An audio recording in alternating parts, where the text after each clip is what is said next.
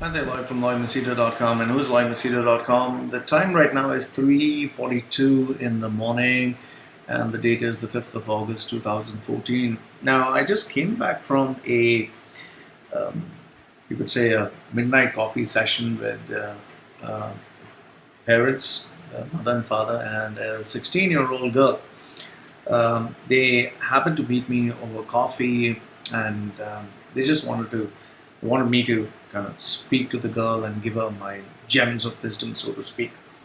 Now, the 16-year-old girl is in love with this 20-year-old boy, and both the parents of the girl and the boy, have agreed for the girl to get married after 2 years. Now, they just called me. The girl's parents called me just to give um my views on life because I'm a coach. But what ensured was me giving my negative or pessimistic views. The points that I covered, number one, I think I covered on the challenges of marriage. I mean, nowadays, marriage is not a joke.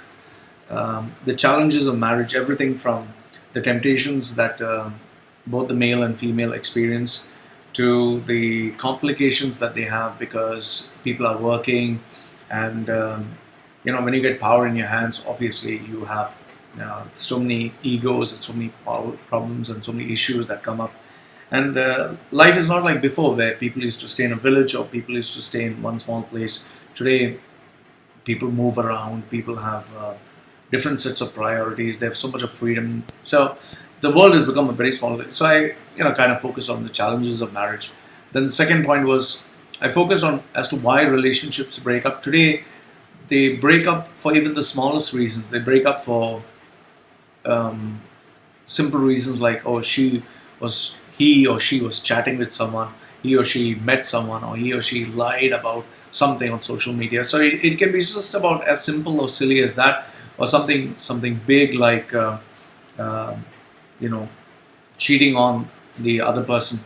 Then I also focused on how men can really be those, the big B's, as they call them. How women and men both can be big B's. Um, how they can really be selfish. How in the initial stages, maybe when they want the relationship, they can be very loving and caring. However, after they get the relationship, things change, people change. How people change. Let me put out this point: how people change, how people evolve and change with time.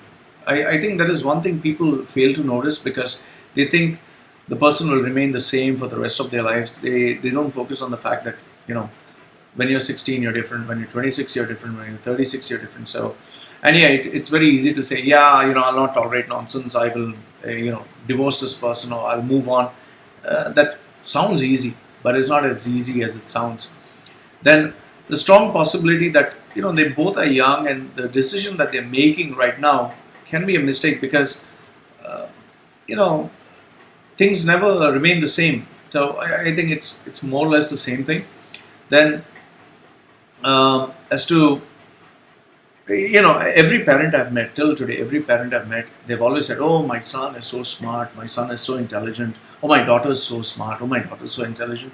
So you might be able to talk smart. You might be able to do these part-time jobs and all that, but that doesn't show that you're mature enough. Nothing replaces experience, and I think people forget that.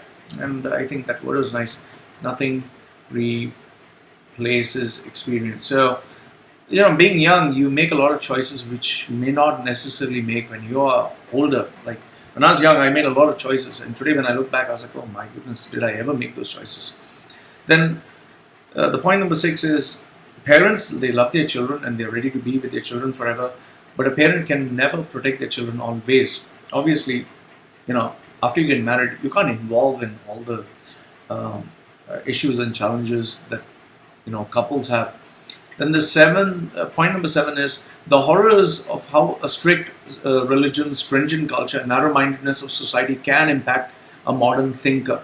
You need to understand that yes, on one hand, we live in a society that wants modernization, that wants modern people, but then religion, culture, society all play into a factor. Even today, tattoos are not very acceptable in society or religion. You cannot have a girl smoking and drinking and going out clubbing.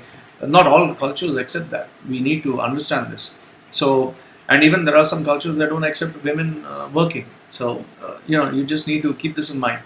Point number 8 is why it is important to think and prepare yourself negatively and with pessimism, and not always fly in the clouds of positivity and optimism. I can't believe there should be a balance. You should be realistic. And I think people forget that sometimes. Why it is important to be realistic. I think I better put that point down. Be realistic and not think. Uh, because I think people just forget that part. And also, yes, I would say practical. You need to be very practical in your approach. Then number 9 is why society, friendship, and even your own bloodline will abandon and betray you when you stand most in need of them. Now, this doesn't happen always, but in most cases. So I kind of focused on that because I've seen this. I'm not saying it happens everywhere. Just because it happened with me or just because it happened to a few others doesn't mean it happened everywhere. A lot of parents are good, a lot of children are good, a lot of brothers, sisters are good. But then, keeping this as a point by which you depend on things, that's wrong. Then point number 10, why you should always prepare for the worst. You should mentally be prepared for the worst. Always, just prepare for the worst. Then number 11 is, I let her know that in order to be tough, one has to endure sufferings and hardships. You cannot become tough unless you get the practice. It's like going to the gym. You need to experience toughness and hardness. Number 12, that if one has to be great, one has to be prepared. Opportunities will never knock twice. Many of the youngsters believe that, I'll always have opportunities, always have second chances. But what if there is no second chance? Then point number 13 is that all greatness from Usain Bolt to Mike Tyson, well, they all went through hell to prepare for this opportunity. Now, Usain Bolt, the interview that was taken, that he completes 100 meters and they said, was that tough? His answer was classic. He said, this was nothing. This was the easy bit. The part that was tough was me actually running and training for those 4 years where I had to prepare 8 to 12 hours every single day, where they had to puke and where they would get cramps. It's like a military training. On the battlefront, in order to be ready for that day, you have to endure, tons and tons of suffering. Then number 14, that for a parent, they might consider their child the greatest or the most gifted. However, in the larger scheme of things, the competitive world, they don't look at you in the same manner. I met so many kids. The parents always praise their kids, always praise. I've never met a single parent who says, my kid is stupid, just look at it. It's like me, he's stupid. No. Always, every child that I met, the parent always says, my child is the ultimate.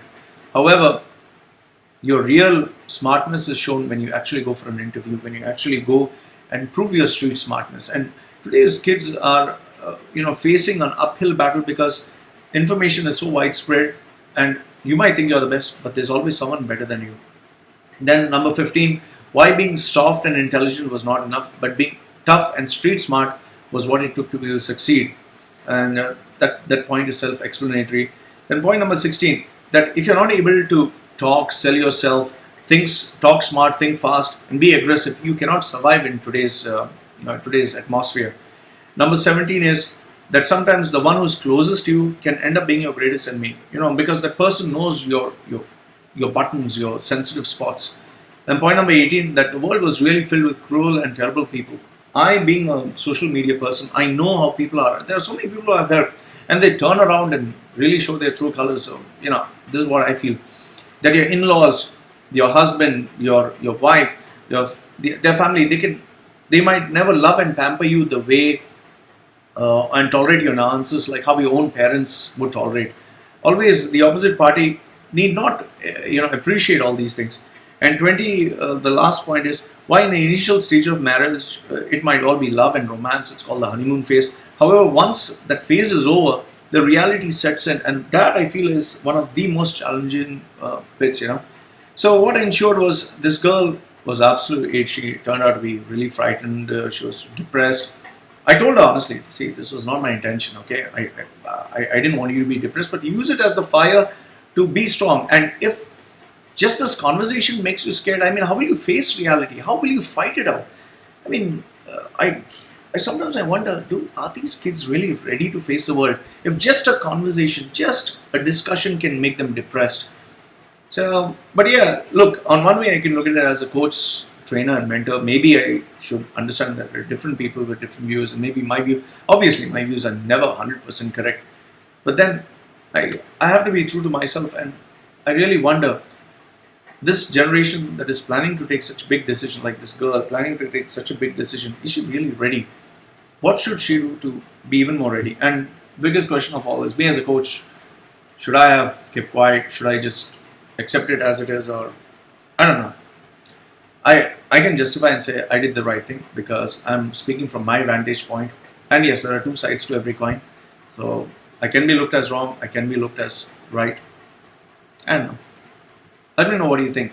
Loy from loymachedo.com and whoisloymachedo.com. Thanks.